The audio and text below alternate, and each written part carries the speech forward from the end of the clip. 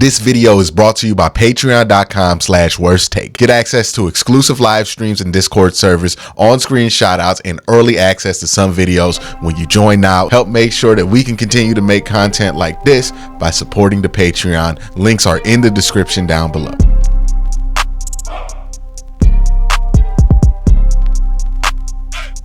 All right, so it finally happened. The Browns traded Zadarius Smith. Now, this is a move that we've expected to happen, especially to the Detroit Lions for like a couple of weeks now. It seems like the Browns have been working on this deal a while, and it seemed like it was on its way to happening. Trade deadline's today, so it finally went down. The only thing surprising about this trade really is the compensation for it. Zadarius Smith in a 7th round pick. So the Browns traded Zadarius and a 7th for a 5th round pick in this year's draft and a 6th round pick in next year's draft. So they did a pick swap in 2026, 7th to 6th. And then they got Zadarius Smith and a 5th round pick for this year. So that's the compensation. I thought that the most you were going to get for Zadarius was like maybe in a perfect world, you can get like a 3rd, but more than likely you would call getting a 4th round pick a win. A 5th round pick, I wouldn't call a win, especially like with a pick swap where you're giving up a 7th and a 6th. I wouldn't call that an outright win. I'd just call this like a neutral trade. Like I don't think anybody won or lost or anybody got robbed or not for this trade. The Lions get Zadarius Smith for what is essentially a rental of a 33-year-old player who has been on the decline the last couple of years. And the Browns get us a 5th round pick and a 6th round pick for a player who had served really no use for this team going forward. He's 33. This team is clearly not going to be in a championship window this year at 2-7. And this was likely Zadarius Smith's last year as a Cleveland Brown, period. So even if this team was successful, they would have probably been moving off of Zadarius Smith after this year. So you basically get a 5th round pick and a 6th round pick next year for a player that was out the door anyway. So again, not amazing compensation, not anything to write home about, but it's pretty much neutral, the generic compensation you would expect to get from Zadarius Smith, especially when you consider it's like a half-season rental type deal. Now, I think the Lions could keep him for an extra year. I'm not exactly sure about how that last year of his contract works, so sometimes it's just a salary cap thing. But yeah, the Browns trade Zadarius. They get a 5th and a 6th. Now the Browns have 9 picks in 2025, which I do find to be something that's interesting, right? 9 picks. This year, they also have extra picks. Next year, so the question that comes to mind is, well, what are the Browns thinking to do with those picks, right? So right now, the Browns have their own picks, 1 through 4, wherever those end up.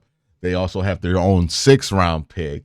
So that's 5 picks right there. Buffalo's 3rd round pick. So you have 2 picks in the 3rd round. Detroit's 5th round pick this year. Chicago's 6th round pick this year. And then Minnesota's 6th round pick this year. So having 3 6th round picks, that's not nothing, right? And then having that 5th round pick this year, you also have some extra picks from next year in that 5th, 6th, 7th round range. So what are the Browns going to do with all of these picks? Are they going to pick players in this draft with it? I think one of 2 things will happen. I think some of these late round picks are going to be used as ammo to move up if the Browns see players that they really want to add. They're not in a situation to where they're talent deprived right now, right? The Browns don't have a quarterback right now. They need some help on the offensive line, but they're not talent deprived, right? They're just a team that has some holes that need to be fixed and filled as soon as possible. That means that you're probably going to want to be aggressive with the prospects that you do like in this draft, and go out and get your guys in this draft class. So I think that's going to be a part of it. I think another part of having these extra picks is we know in the offseason when veteran players are available, especially veteran players who are about to hit free agency in maybe a year or 2, and the team's not confident in their ability to re-sign that player or not wanting to re-sign that player, 5th, 6th, 7th round picks are heavily used in the compensation packages for those players. Maybe the Browns see a wide receiver 1 that becomes available that they want to give a contract to. And they would be able to give somebody a contract because giving somebody like a longer term deal means you can spread that money out towards more time. And the Browns would prefer that than like a short term deal extension or something in free agency. So I think some of these late round picks will be used to move up in the draft. I think some of these late round picks might be used to go after veterans in free agency. Remember, a lot of late round draft picks are used as compensation for veteran players. Another thing to think about is rollover cap, right? The Browns, I think after this, will have about $45 million in cap space in 2024. What that means is that if they keep that amount of cap space, right, they keep the $45 million in cap space, they can add that onto their base salary cap for next year. So let's say the salary cap goes up about 8% like it usually does, and you're sitting at like 277 for your base salary cap for 2025. You would be able to add $45 million to that, and you'd be sitting around like $324 million as your salary cap. So the Browns salary cap next year probably going to be around $324 million.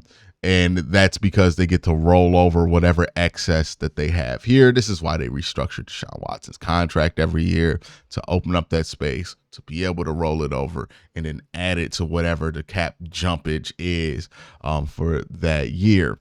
The only issue with rollover cap is that it's easy to get in trouble with it if you're not spending the enough cash to hit the salary floor. But the Browns notoriously spend a ton of cash. So hitting the salary floor or being below the salary floor is not really something that they're concerned about, right?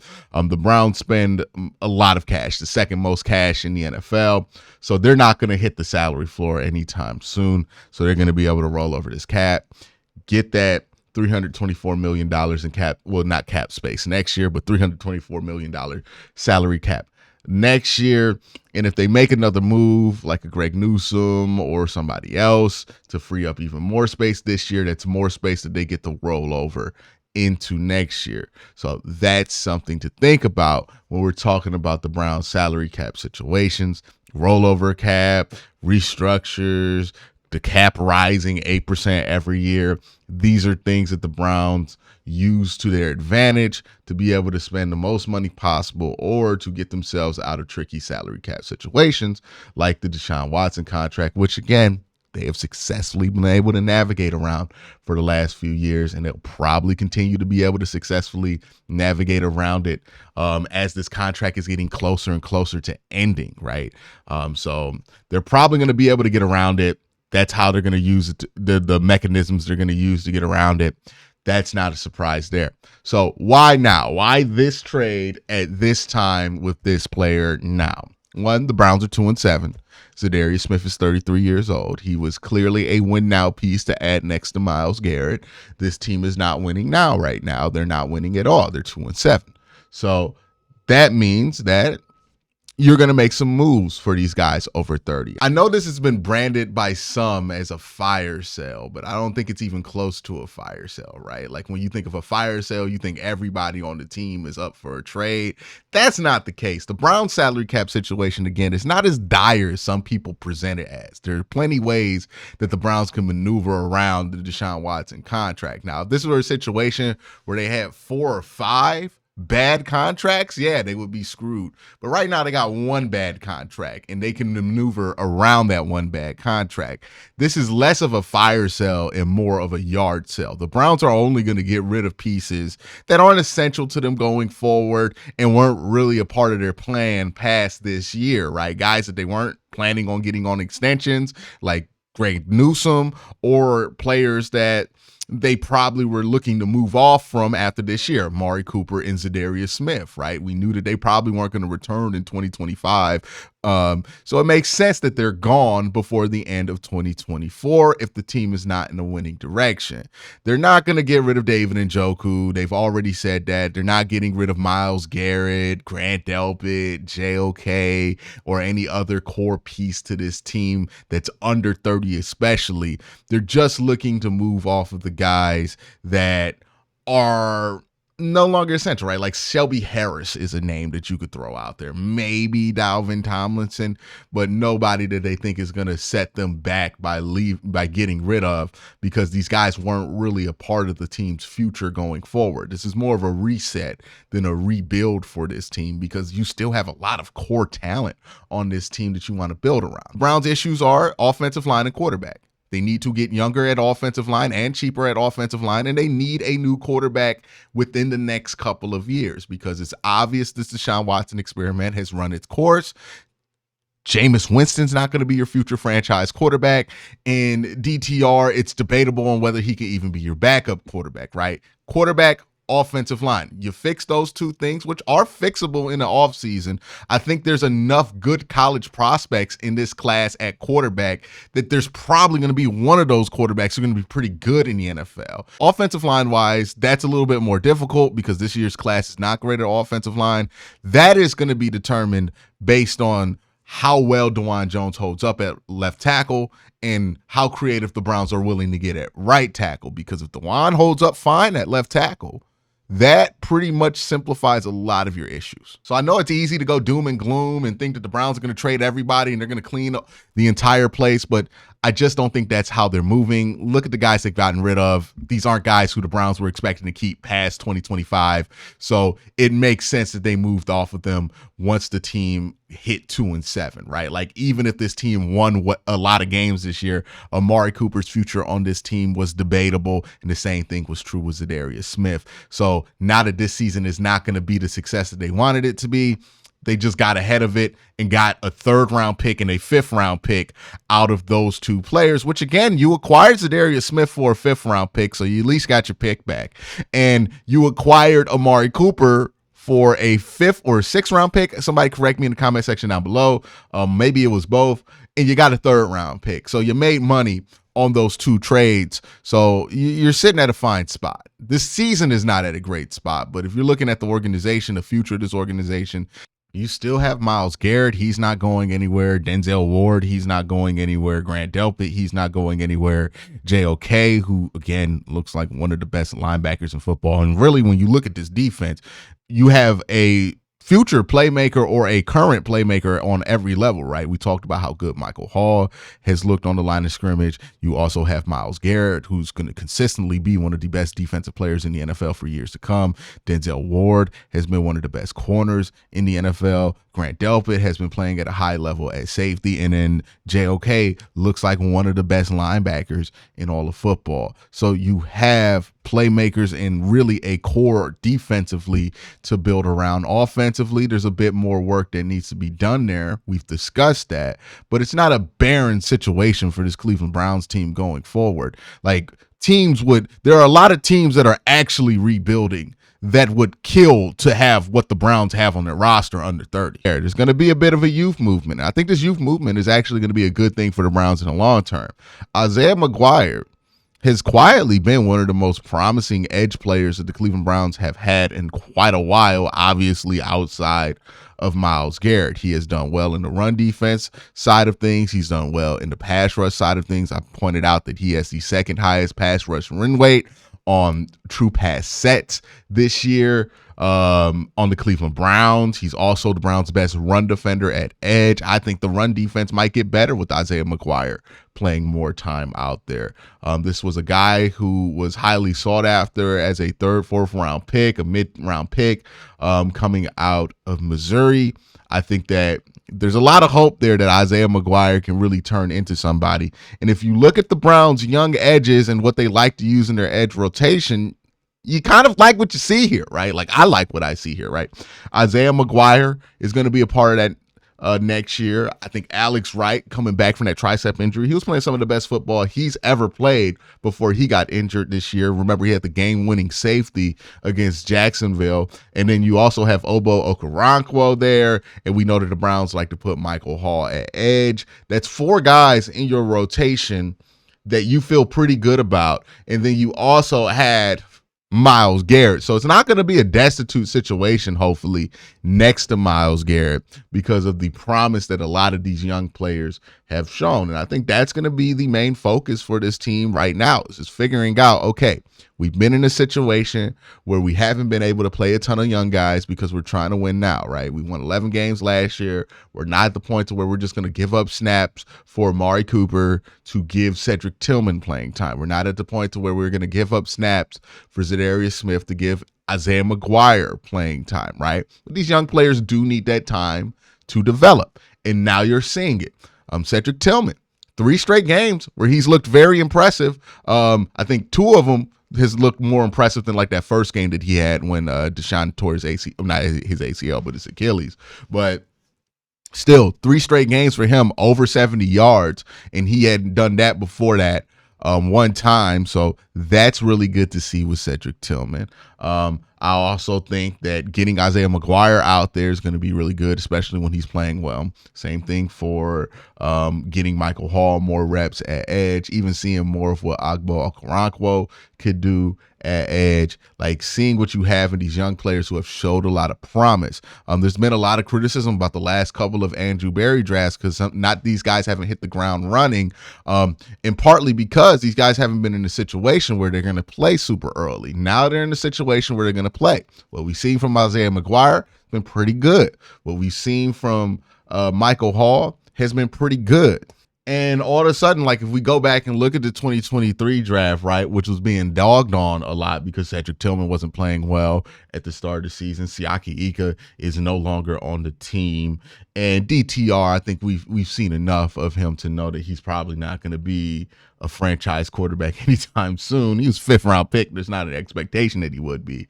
But those are the only guys that we really got to see some of. But this year, if Cedric Tillman finishes this year strong, that's going to change the perception of this draft class. DeJuan Jones, if he can be your permanent left tackle and you got that in the 4th round, oh, you're going to be thrilled. If Isaiah McGuire can hold down a starting spot at edge and be a legitimate force there, that changes how you look at that draft class. And if Cam Mitchell can step in, if the Browns trade Greg Newsome, that's also going to be something that changes your perspective with this draft class. Like this 2023 draft class is still up in the air. Obviously, it's only been 2 years since these guys have been drafted. Not even 2 years, less than 2 years since these guys have been drafted. But if you hit on 4 out of your 7 picks, that's a huge deal. And right now, Cedric Tillman looks good. DeJuan Jones has had some up and downs, but now he's playing left tackle, and he's looked pretty good the last couple of weeks.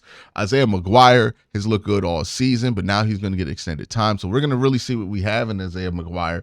And Cameron Mitchell has looked good when he's been out there, but he hasn't been out there a ton, and we'll see if we get more opportunity to see him out there. The one thing I will say that looks like is true with Andrew Berry's draft, as much as people complain about him, he's got an extension-worthy player pretty much out of every draft class, right?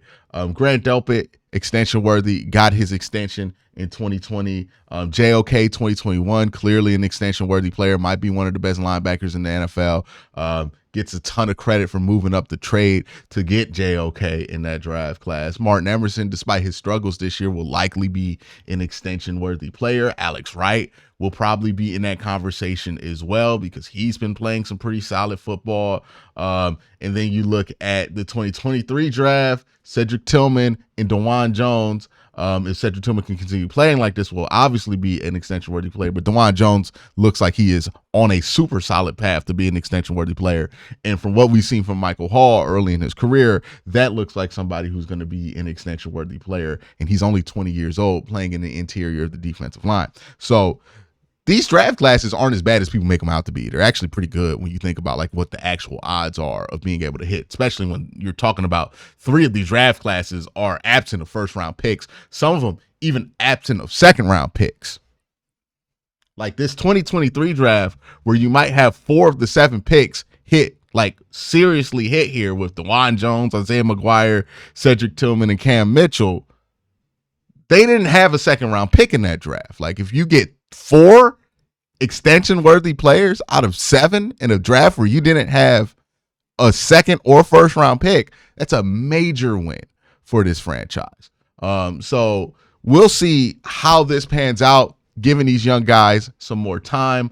I like that we're doing this. Look, if you're going to be 2-7, you want to find out what you have for the future, and getting rid of some of these guys who are 33 so these younger guys can play, especially the ones that shown promise, makes a ton of sense here to me. So not in love with the compensation for Zadarius Smith. I was hoping that you could get more than what's going to end up being a late 5th round pick. I would think since you're trading with the Lions, maybe there was a chance you can get a late 4th, and that would have been a win for me, but it's a neutral trade compensation package, and it's really more about rollover cap and the young players that the Browns get to add to this rotation and give more playing time to, and the youth movement going on with some of these guys. So that's my thoughts. Let me know what you think in the comment section down below. Y'all have a great day. Have a better night. Peace.